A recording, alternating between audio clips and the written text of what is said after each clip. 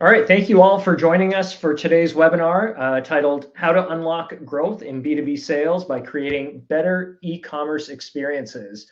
I'm your host, Sandy D'Souza with ZOOVU, also joined by Julie Mall from ZOOVU. Julie needs no introduction. If you've joined any of our webinars in the past, Julie's got well over 20 years of e-commerce experience across a wide variety of different organizations. A true expert in e-commerce. Looking forward to the conversation. Thanks for joining us here today, Julie. Yes, super excited to be here. I've been looking forward to this conversation for quite some time. Awesome. And then also joined by Rob Newman.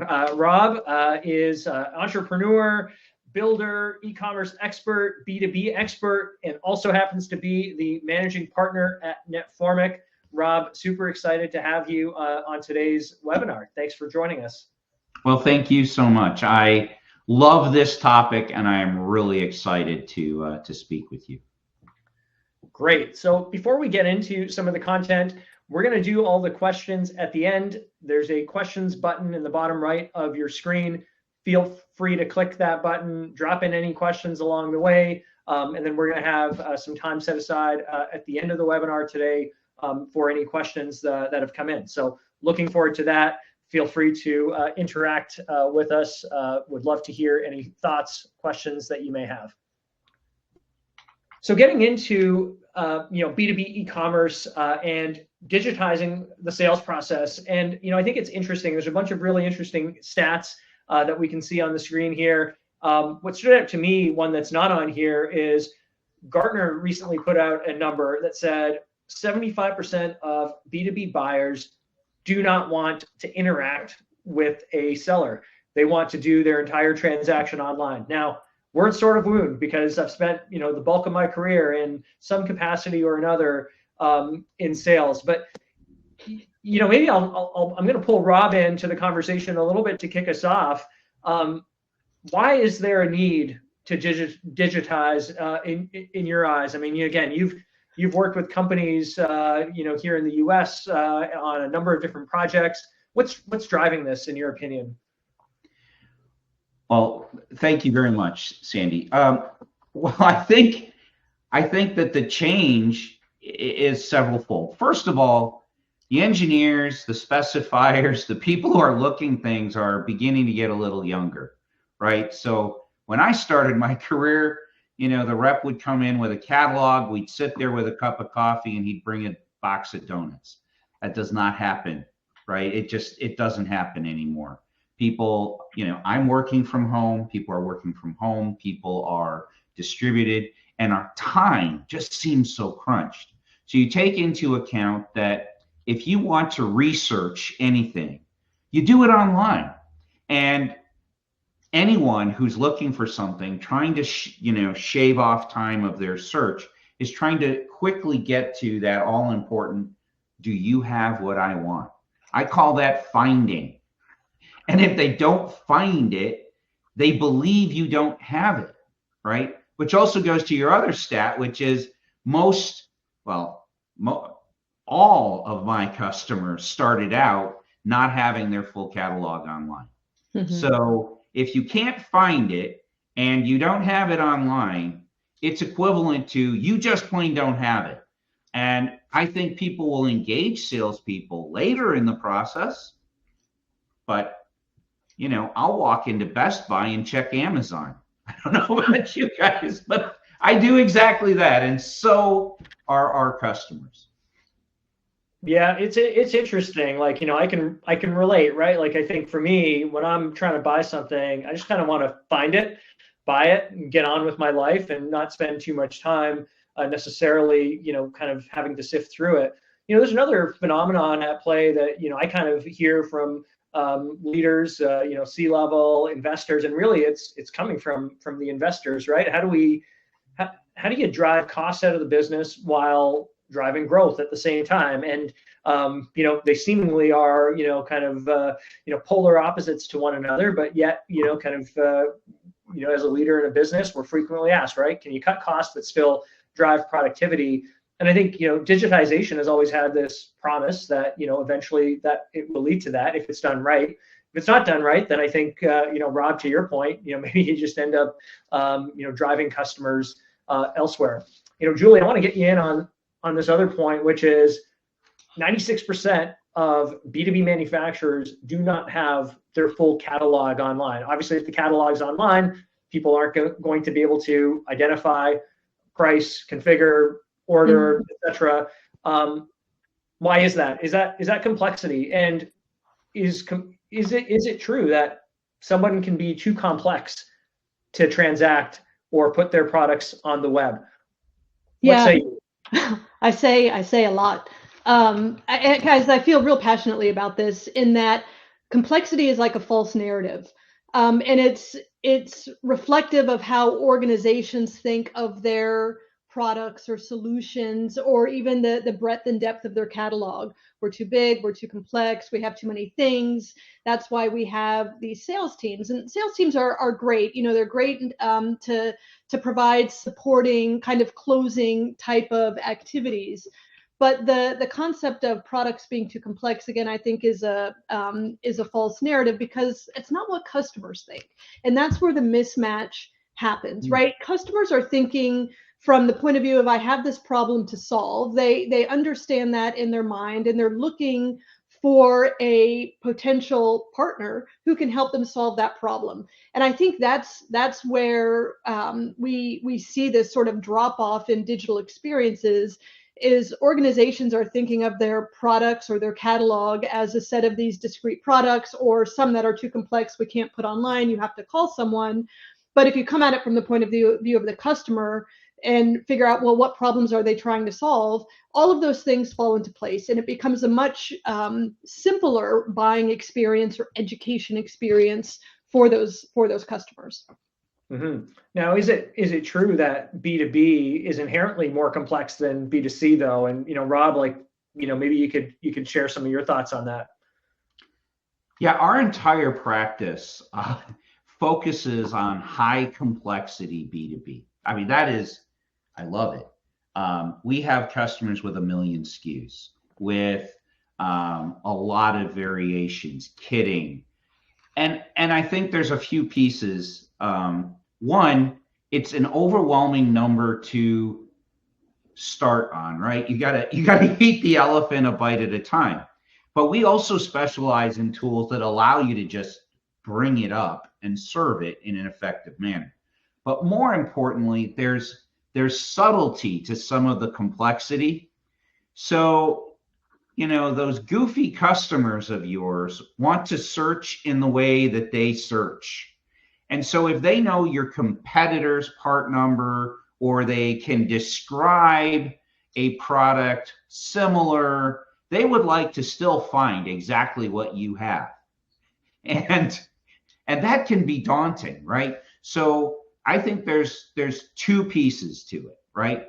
One is setting up good relationships between products and part numbers and affiliated parts. And then secondly, being able to have the search be able to progressively narrow and provide exactly what you're looking for. Because if the complexity of the product is daunting to you, I think Julie made a great point, and that is the customers don't think so. They're like, I know exactly what I want. I don't have a problem knowing what I want. So it's incumbent on us providing them exactly what they're looking for.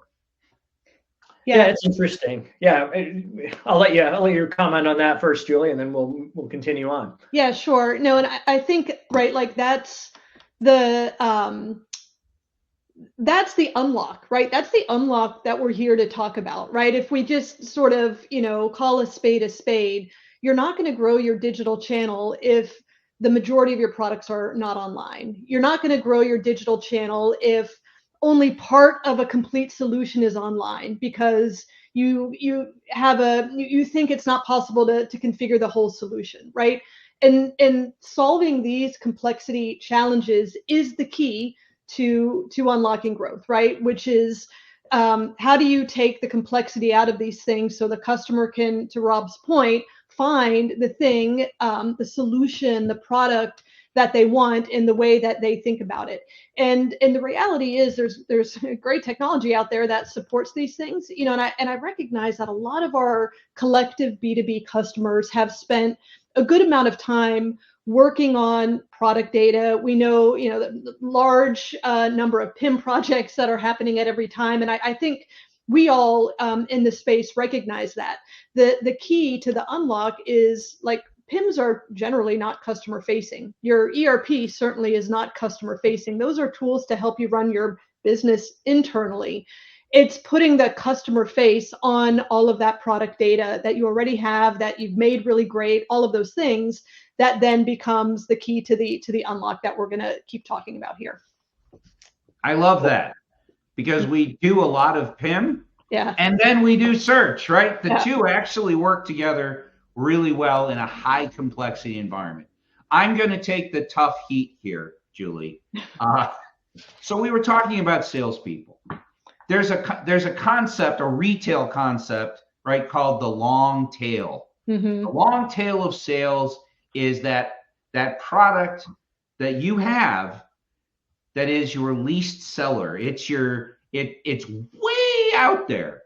Who do you want selling that? Your salesperson or your website?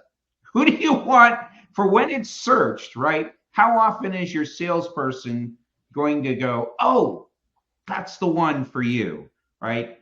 A million SKUs is a lot to take into. And I have one other quick point. I'll probably do it one more time. I'm a salesperson. I've hired salespeople. Salespeople always claim they have A leads, B leads, and C leads. As a sales leader, I can go, some of my C leads turn into a phenomenal sale. We don't know. And you know what? Your website doesn't care. It will deliver for your A's, your B's, your C's, the same great experience every single time, and give them the same amount of attention.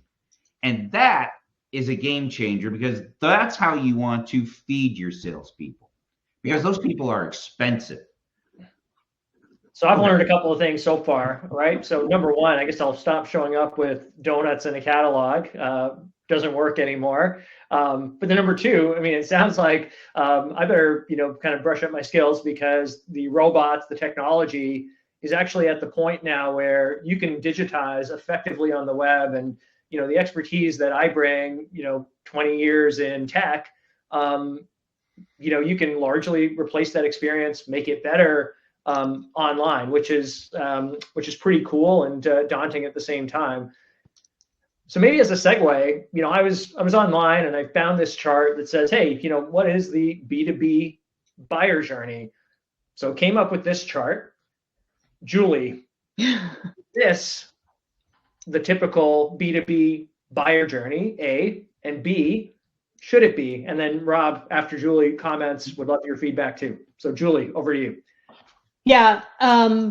So is this a buyer journey? It is. I don't think by choice of the buyer. This is a buyer journey that technology has forced on organizations. For the folks on the call listening, if you're currently live with digital experiences, transactable experiences, this should look very familiar, because this is the process your e-commerce platform supports. You got a homepage, you have search, you get search results and category pages, PDP, and then maybe you configure something on the PDP, add to cart, and buy. This is a technology enforced journey. This is not how buyers buy, I firmly believe. And I'll tell a quick little story. So as we were getting ready for the webinar, I was doing some research on some things, and I have a ChatGPT account that my children, I say children, they're actually adults, but they share my account. And so I, of course, can also see how they're using ChatGPT. And then they apparently have given the login to some of their friends who also use our ChatGPT. But I tell that story because that is the future, people, right? Like our Gen Z millennials, they're beginning everything from a ChatGPT or a Gen AI perspective. And they're going to use that as a tool to then narrow down what they do next. And so, this concept that a buyer lands on your site and then is following this prescribed path, I think is a little bit of a kind of a false narrative. When they get to your site, they're probably getting there because of all this research they did before, and now your site has to live up to that promise. If they're getting a recommendation somewhere around, hey, this company so-and-so provides this type of solution, you get the product, you get the service, you get the thing, right? Your experience better live up to that promise. That means search has to be better. It has to show not just product results, but compatibility results. These are the things that work together. Here's what a whole solution looks like. And then recognize the context of the customer.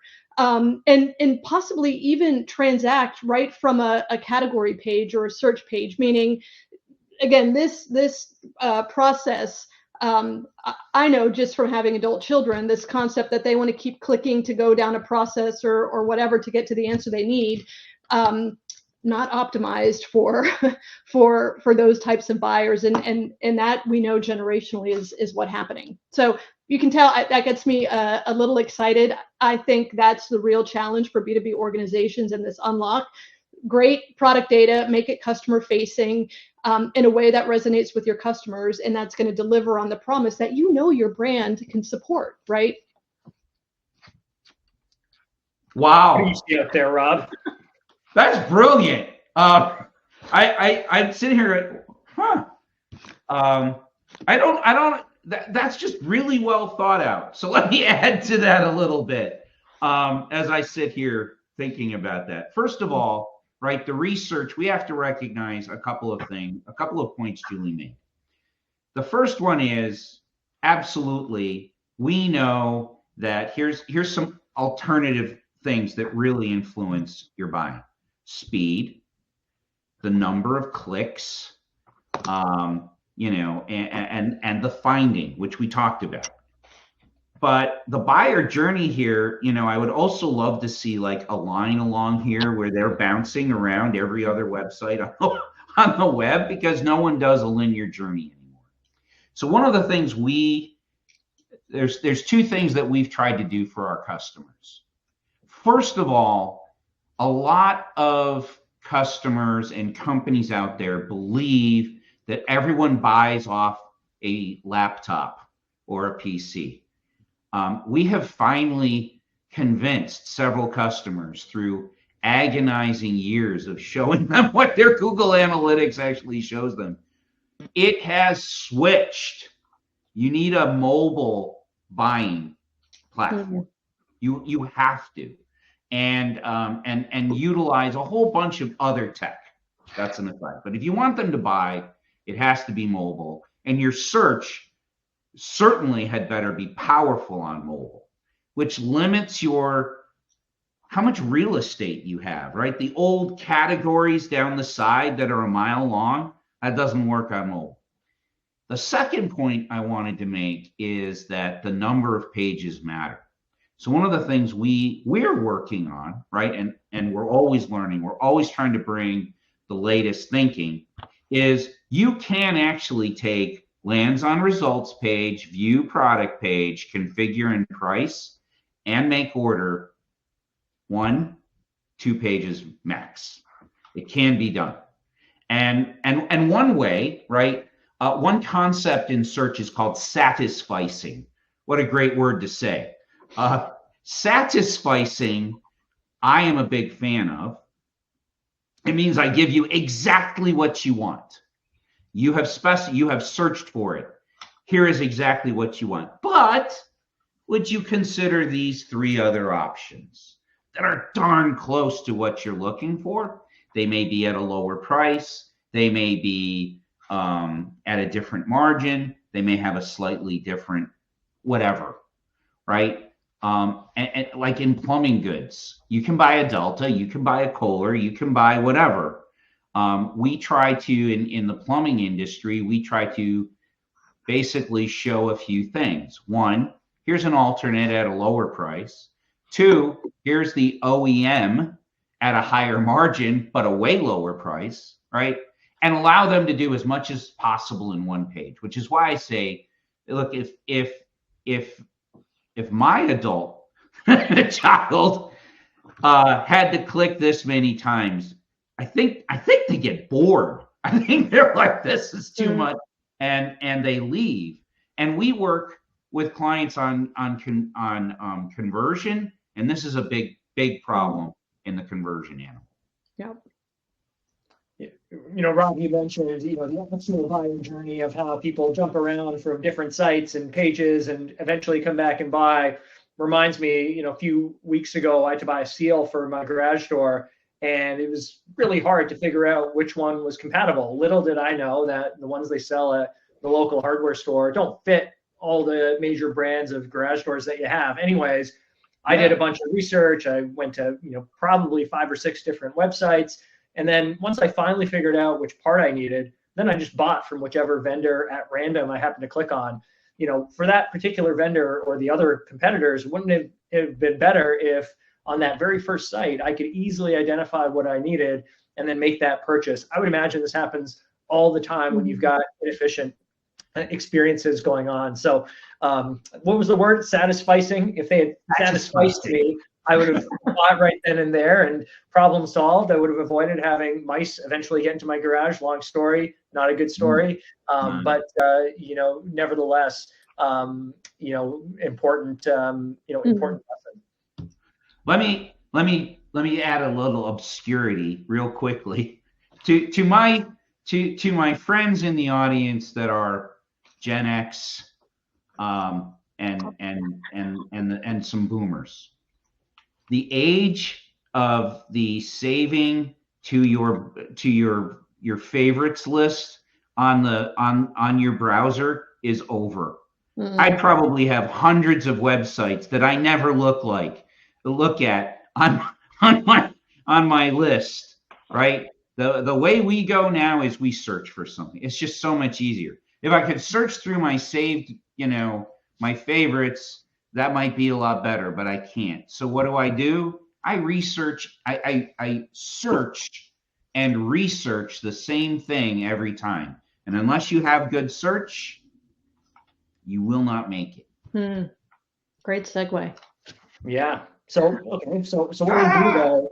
We do about good search because, you know, coming into this conversation, I, you know, went into a site, I pulled a list of, you know, a number of different manufacturing business to business companies at random. I looked at a bunch of websites and I tested search. I tried finding different things. And candidly speaking, you know, the stuff we see on the left where either I got a ton of results or I got no results or I got results that didn't really relate to anything I was actually looking for. Overwhelmingly, that's what I saw out there in the B2B sector in particular. Rob, are you seeing the same thing? Are folks trying to solve this? What's actually happening out there? Yeah, you left out one of my favorite search results. We call it null search. Do you know how many? You know, we'll come in and when we do a search audit, right? My favorite thing is, you know, you do misspellings, you can do all kinds of things. But I love it when you search and it goes, it's not here. Guess what they do when it's not there? You are done. They leave you. But, you know, I agree with you. The first thing, especially in certain industries, irrelevant results, you can search for, you know, something and just everything comes up that is not what you're looking for. Now you're overwhelmed with, okay, now I have to really think about my search. That's a rough one. All of those are true, but don't forget null search and even worse yet, the 404 error. You've been around a long time, Rob.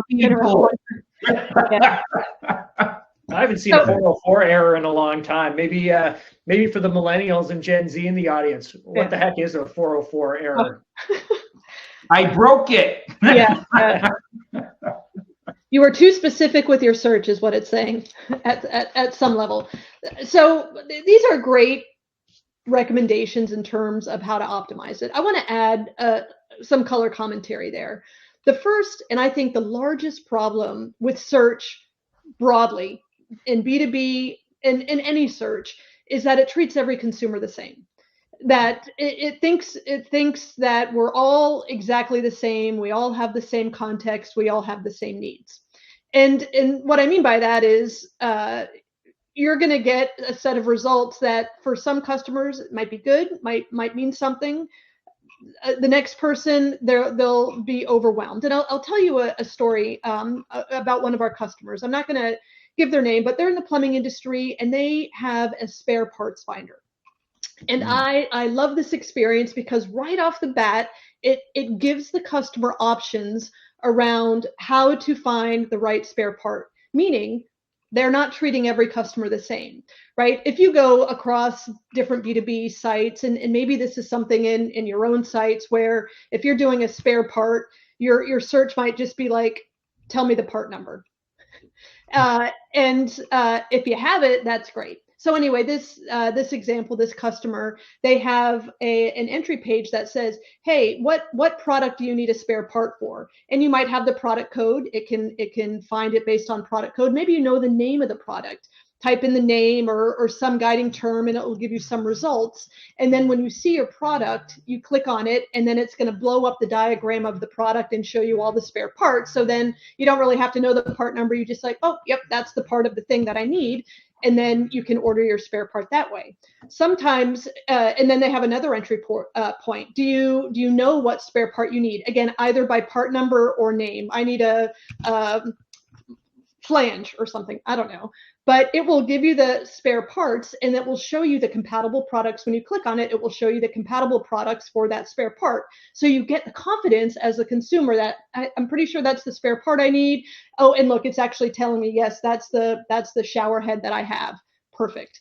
Then that has an option for people like me who don't care about the part number or the product number. I know I have a faucet in my bathroom. Help me find the right one. And it will take a guided experience and then show the parts. But right off the bat, that experience is saying, we recognize the fact that we have a multitude of customers, a multitude of personas. We're going to make sure that every customer has a path to get to the part they need. And I think that is really the crux of optimizing search is first one, recognizing you can't treat all customers the same, and then understanding the intent of the customer and adapting the experience based on intent, right? If I have a very specific sort of long tail search, you're going to show very specific results. Perhaps, and then if I have, this is a great example, but if I use a different kind of term that's maybe a little bit more vague, like I know I need this kind of part, maybe it's just the part name, at that point you might do something like this and offer a guided experience. It sounds like you need this type of product. Let us help you find the right one based on your use case. And then I don't need to know attributes. I don't need to know attribute values. I need to know, how do I solve this problem that I have? And then you're going to map it for me, show me the right product, compatible products like that. This is a great example of like, really powerful search that recognizes the intent of the consumer and you can adapt the experience dynamically based on that intent. Rob, are you seeing folks? Yeah, to do some of this? I'm just taking it all in. I've got to be really honest, right? I've been doing this a little while, and my company is we're very competent in search, but there's great stuff here. I'm writing it down. So let me say a few things. First of all, we deal with a variety of customers at different technology levels, and it's great. I love our customers. I love solving problems for customers. But, some of our customers are multi-generation, family-owned, Midwestern parts companies. And I love it. And their search really is put in the part number. And I asked them, well, why don't you have any other search? Well, everyone knows our part number. Really? Yeah. What about the new hire? Because I don't have a clue what your part number is. How am I going to find it? They're like, oh, no. If you are in this industry, you know our part number. Like, okay, well, what if I'm new to the industry and I know your competitor's part number? What if I know something else? You've got to rethink how to do things. And I think what Julie said is really important. And I'll add to it that we're talking about natural language search now, right? How do I just type in something that's actually almost in English? What an idea to search. Well, she's taken it to the next level, which is a natural experience search, right? When we talk to a salesperson, and one of the reasons they're good at what they do is they understand what it is you're looking for, and then they ask questions, right? The number one thing, they teach us in sales is ask a lot of questions, and then make sure you ask a lot of questions that make sure your clients say yes. Aside from the yes part, asking questions and refining search can be the same thing. And I love, one of the things I really love is a guided search experience, because it makes it much easier for someone who's new, who joined a different company. They may be an experienced engineer, but they've just joined a whole new company in a slightly different industry. We need to understand that people have different backgrounds. They think a little differently. I know I do, and you probably do too. Well, you know what Aristotle said, right, Rob?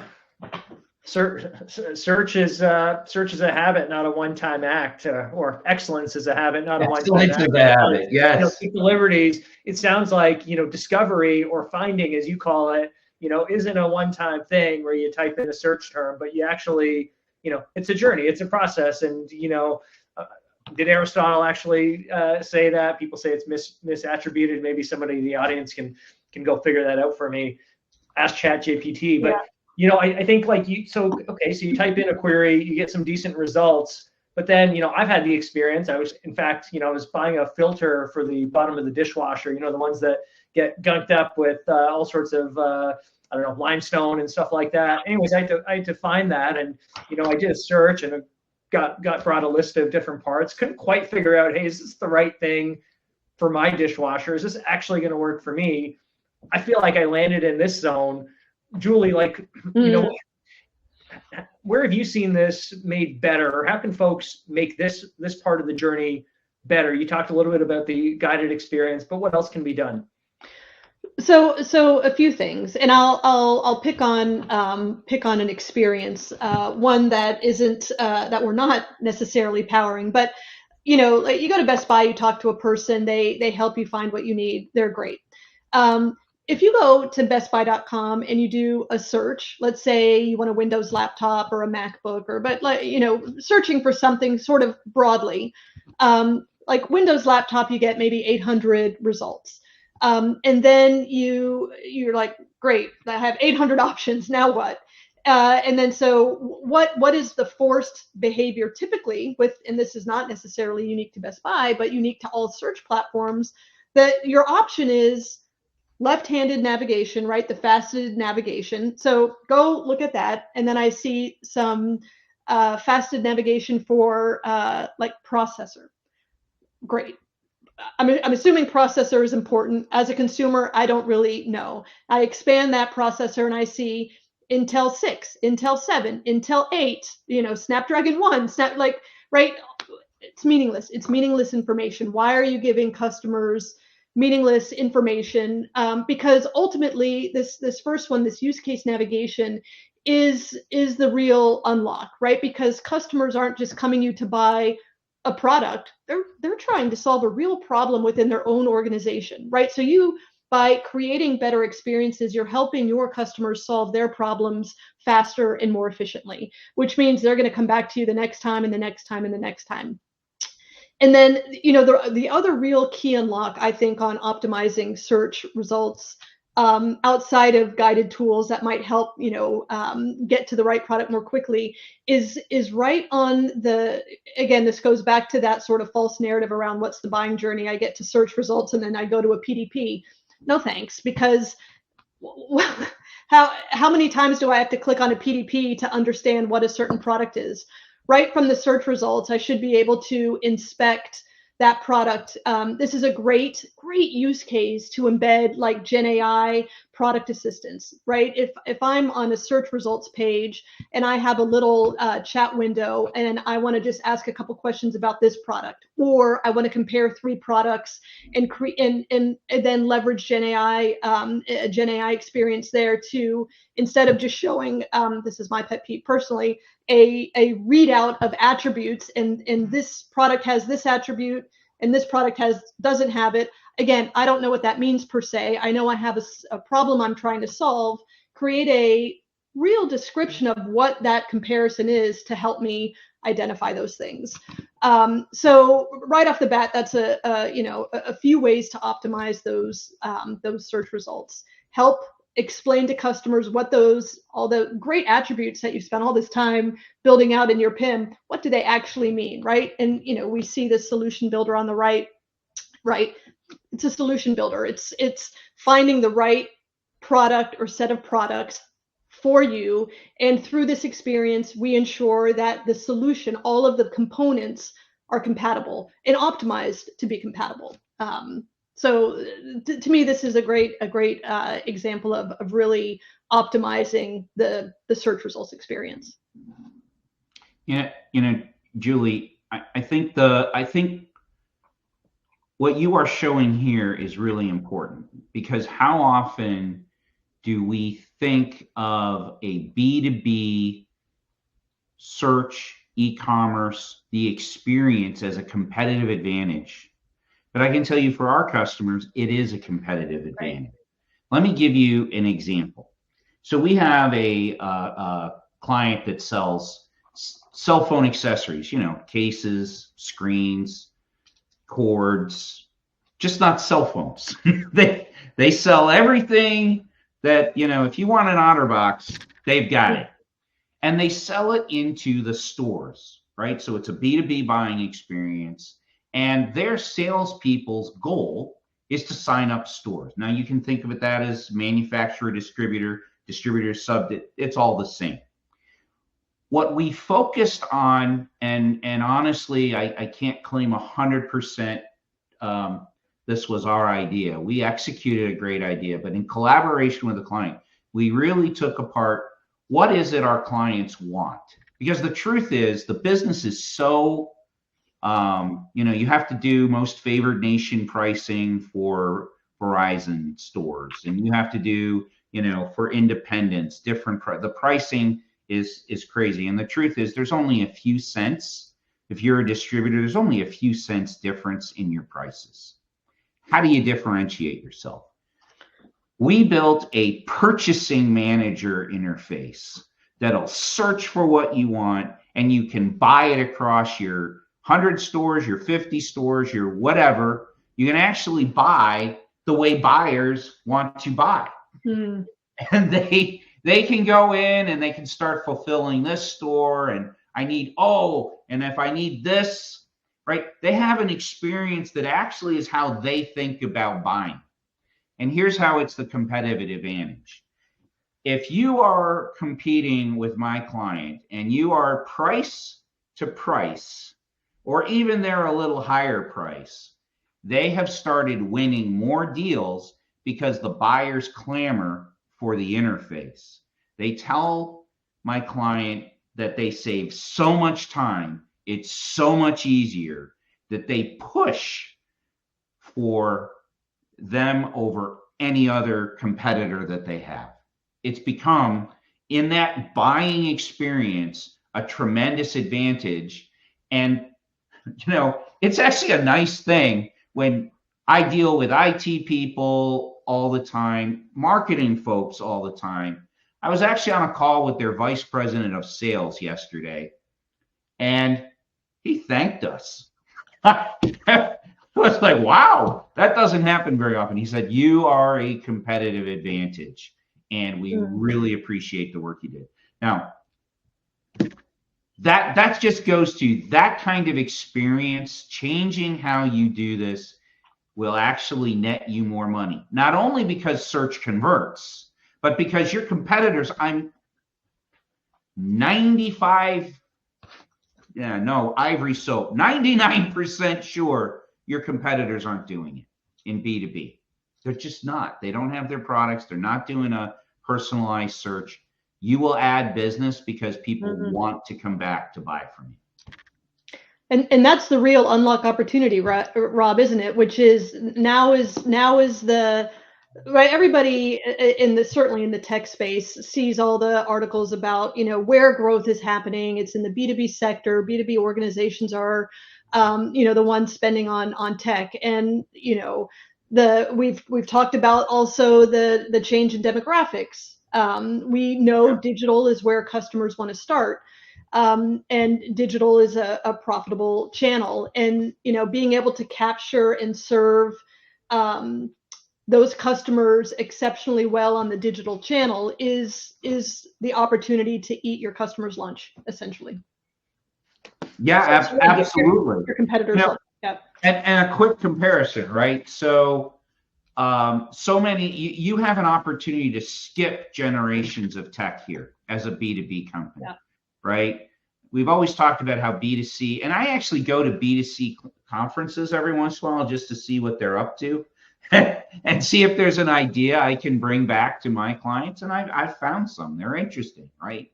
But you have an opportunity as a B2B company to take all that learning, all the things and you can jump like, countries that had no telephone infrastructure, but putting up cell phones was a whole lot easier. They jumped straight to the full-on digital experience. You can do the same thing as a B2B company. You can jump straight into a tremendous differentiating experience. So once someone lands on the PDP, is it an automatic conversion, or is there more to be done here? Rob, let's go to you first, and then I'd love Julie's take on it. There are no automatic conversions. It does not exist, right? I was looking. I'm working with a client. They haven't hired me yet, but I did notice the tremendous cliff of conversion at certain points in their buying process, right? And so, they actually called us for SEO. And I said, you don't need SEO. You have plenty, you have 500,000 people coming to your website. Why don't we just capture a few more sales along the way? And every step, and the interesting thing is on their site, and they shall remain nameless, is there were just step function drops at every one of these spots. So no, it does not exist. It, like every sale, every step in the process takes effort. Right. So one of the things I think we recognize in this space when we talk about B2B broadly is there are, again, different kinds of B2B customers, and your PDP needs to service both elegantly, meaning sometimes you have customers who are known to you. Maybe you have an experience they can log into, which allows them to see their contracted price and catalog and all those great things that we know about sort of the known B2B user. If they get to the PDP page, generally, if it's a product that they're contracted for and they have contracted price, likely that is going to be a higher conversion just out of the gate. But so what do you want to do on the PDP then? Accept that they're just going to buy that product, right? This is where the compatibility play is really important, where personalized for that particular customer, right? Because this isn't, hey, when other people buy this product, they also buy these things, or some sort of black box kind of recommendation. This is truly understanding that these additional compatible products can help create a whole solution, and we're guaranteeing that these things work together, right? You don't have to go bounce around to another category to figure out, if I have an implant, I need a drill. Like, we're going to show you all of the compatible products there. That is a great experience for an authenticated buyer who wants to buy that product. But as the B2B organization, you want to grow the value of the cart. That's your moment to grow the value of the cart. Now, for unauthenticated users who aren't necessarily on that PDP because they absolutely have to purchase it, this is the conversion moment. How do we get them to convert? This is the education. I call it like the education moment. How do you, right? And what does I pick on B2B broadly now. What does a typical B2B PDP page look like? You got the product, you got the description, you've got maybe a tab, maybe it's collapsible or not, but I can see all the product specifications, right? And generally it's very technical data, great. And then maybe you have a bunch of links to some documentation. Do you have a MSDS sheet or a product specification? Like everybody has some sort of product documentation that they just as links throw on the PDP. Again, I can tell you my Gen Z adults aren't going to click on a PDF, open it up, read through it, and figure out what's going on, try to find the information that they know. Again, this is a truly great moment to, embed a Gen AI product assistant, right? That's essentially confined to the knowledge of the product that you've trained with your product documentation, so that they can say, ask a question, is this particular valve, good at this level of PSI, right? You want to answer that question, but you also want to back it up with the documentation, because honestly, you have it, but that person's not going to go through and try and read through all the documents to find that information. This is now the power of this, again, educational moment. You can interact with the customer, trained, agent based on your content, so that it can get all of their questions answered, again, based on their use case. Then that creates a much more likely to convert moment for a net new or unknown customer. So that's my view on the PDP. Rob, is the market ready for this? Because, I've seen some amazing shopping assistant experiences out there. What Julie demonstrated or spoke to and what's on the screen is obviously an example where the citations in B2B could be applied. Are folks ready for it? Why or why not? Wow, that's a great question. I think the customers are more than ready for it. I think that the companies that I work with, just honestly, I lose more sales to do nothing than anything else. It's not that I'm not proposing a great solution. It's often the fear of how much staff time is it going to take me? How much support do I have to give? What is this going to involve? This sounds huge, right? That's one. The second thing is a lot of companies don't have that level of information. They haven't figured out, other than posting some PDFs, they haven't actually translated that information, that technical information, into a useful set of technical specs. I mean, I've encountered companies with a company that does aircraft parts, right? They have one line. This is what it is. That's the description, right? And you better be a mechanic who knows what the heck that is. So it becomes a little overwhelming. But the honest truth is this, right? The AI capabilities will now read your PDFs. Pulling out information is not what it used to be. It's not pulling a tooth. It is a much simpler, more capable set of things than ever. There are things you need to do to set up for this, right? The garbage in, garbage out is still true. If you don't have the information, no one can search for it. The surprising thing is a lot of organizations don't think they have the information, but they actually do. They may have a paper catalog. We can consume that. They may have a bunch of PDFs. We can consume that. They may have some internal SharePoint thing that no one else can. By the way, they can't find anything in their SharePoint of what they've got. We can sort through that. Setting up for success is an automated AI process now. It is not what it used to be. Mm-hmm. But you'd better have that information and realize it's needed, because you will sell better. You will. There is no question about it. And if you have richer descriptions, your search will be better. If you have the ability to read the PDFs, which no one else will read, right? But your search will, you'll be able to provide better answers. So better change. I'm being told we're over time, but I'd be remiss if we didn't talk about one of my favorite topics real quick, and then we'll get into some Q&A. CPQ. CPQ, been around for a long time. I think the P and the Q done really, really well across the board. The C portion, the configure portion, I don't know. I think the jury's still out. Like I see some good examples out there, and I see some, not so good out there.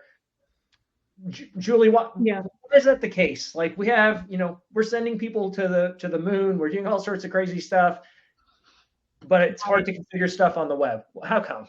I think it boils right back down to where we started, which is around the complexity narrative. There's this, right? If you see what a traditional CPQ system looks like, the C is generally some version of an Excel spreadsheet that, you get a drop-down list and you have to pick each component, and it assumes that the person who's doing it understands the meaning of each component, the compatibility for the next components, et cetera, et cetera. That's great for the salesperson who maybe has been a part of your organization for 20 years and they can bang through that thing really fast.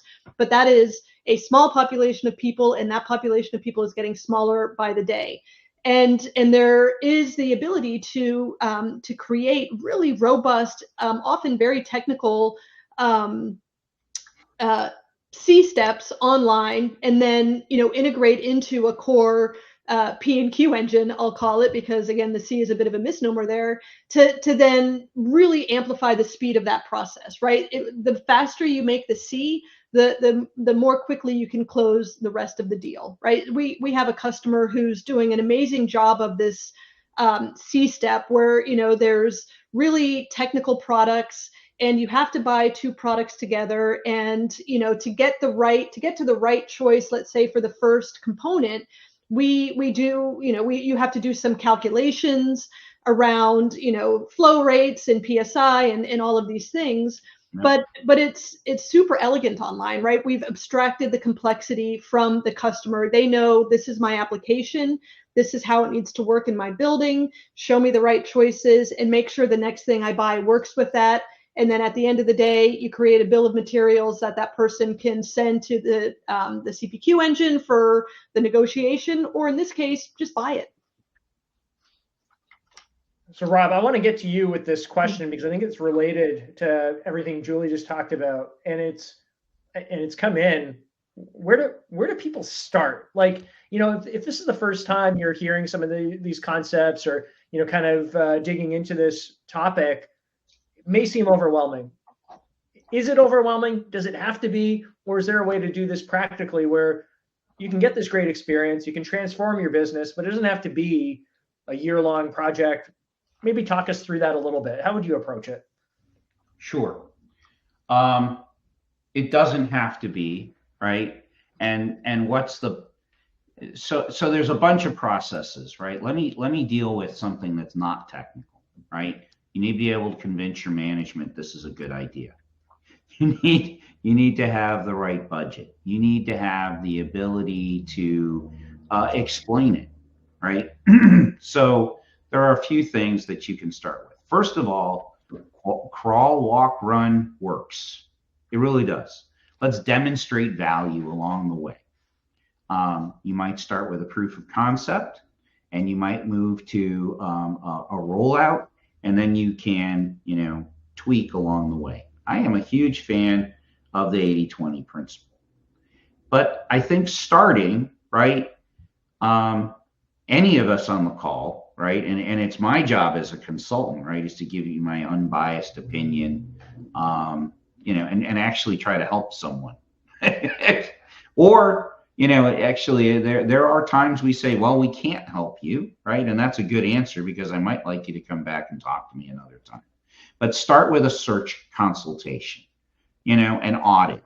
Take a look at it, or go do it yourself. Start typing in things and think like a client, or better yet, ask your teenager to try and search for something. And if you think you've got a problem, right, what you do is think about what is the value. So we do ROI studies all the time, because that's how we have to break through to management. We have to get a budget, and we have to be able to demonstrate that there's value in it. Now, once that's done, you have options and a way to talk through it. But the simplest answer is it starts with data, right? If you don't have the data available, we need to get that data. And then the second thing is to apply some really great search techniques. And I'm here because, of course, look, I believe in the ZOOVU experience. It's unique, it's different, it's differentiating, right? And it's based on very good thought through processes for B2B. But start with an audit, find out where you are, set a baseline, and then measure along the way. It's just good management principles and making sure you can get the budget you need. Long answer to a short question. Sorry. Oh, that's great. Julie, I've got time for one more. Some of the things that we've talked about, obviously you've had firsthand experience in organizations who have implemented these strategies. Is a re-platform required? Yes or no? No. And how quickly can someone get started doing some of this stuff? How long does it take? Well, it goes back to Rob's point around like first doing an audit and really identifying like where you're going to get the most bang for your buck, right? We can do, search implementation.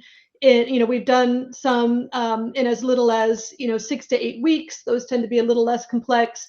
But again, identifying, you can even start, for instance, within a specific category, or like a parts finder if you want to enhance that. Like there are really good ways to carve out like what's going to have the most bang for the buck.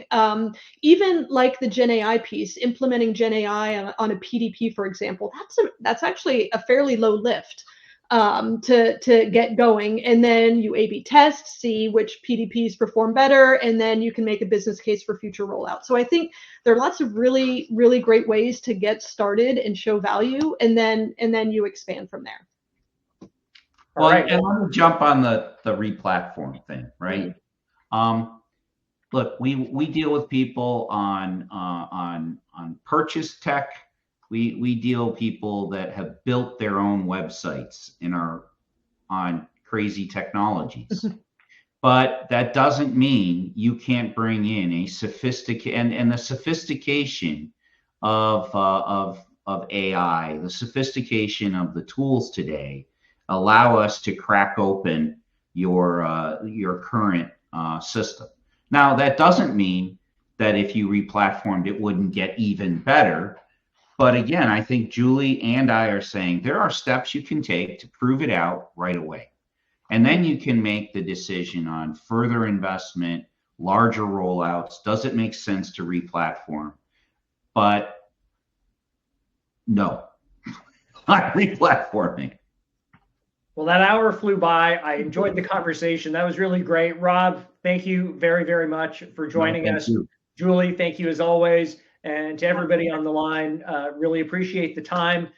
Reach out if you've got any questions. Happy to set up some one-on-one time. Thank you all so much. Thank you. Thank you very much.